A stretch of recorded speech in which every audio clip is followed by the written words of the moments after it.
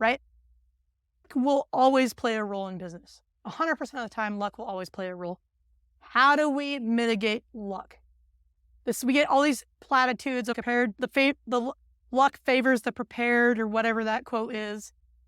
The success equation argued, and I think the score takes care of itself, makes the exact same argument. Process. Focusing on a good process. And this is everywhere in decision-making research and problem-solving research. It's how do we follow a good process? Now, process is a little bit of a bad word in the tech space. I know Marty Kagan rails against process. When I say process, I don't mean bureaucracy. I don't mean every team doing exactly the same thing. What I mean by process is how do we put into place strong underlying principles that guide the way that we work. So this was very influential in the way that I designed my book, my techniques. Not meant to be a playbook that you do exactly, but from beginning to end. It's meant to be a collection of habits that you need to develop and adopt for yourself.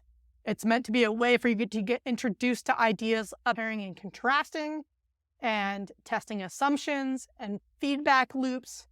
And then really they're meant for you to adopt each habit on your own and make it your own to fit your organizational context. And it's all about how do we create an environment where luck will favor us.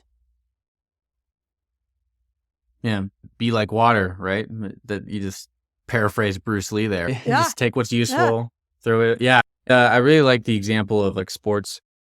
I definitely have seen like Talent's Overrated is a great book where it just basically said, hey, Tiger Woods is watching his dad hit balls from a high chair. Yeah. And then it just time on task, like practice and everything like that. And then I even like look at like the Kobe and the Michael Jordans, if you read the book, like Relentless. It's like Michael Jordan, like he was great because even after he was great, he still practiced. I'm not going to go as far as saying talent doesn't matter. I would not go that far. I do think there is variation in human ability. I think you could take another person practiced as much as Michael Jordan and it would not be Michael Jordan, right? Michael Jordan probably has ridiculous fast twitch muscles that lets him leap the way that he does. I don't even know if fast twitch muscles are the right thing, but he has something genetically that allows him to leap the way that he does. Michael Phelps is a genetic anomaly that makes him a phenomenal swimmer. Now, would Michael Phelps be a phenomenal swimmer if he didn't put in all that time? Absolutely not. Would Michael Jordan have been who he was if he didn't put on all that time? Absolutely not. But here's the thing. You don't need to be the extreme outlier to succeed in business. You don't need a Michael Phelps weird genetic body. You need Mike Phelps' work ethic and process, right? Now, there will always be the weird anomalies like the Jeff Bezos and the maybe Elon Musk. I'm not totally convinced he's the best business person. And this Steve Jobs of the world. For most of us, you don't have to be this weird genetic outlier. You just need to have a good process. You need to build your skill and you need to focus on methods.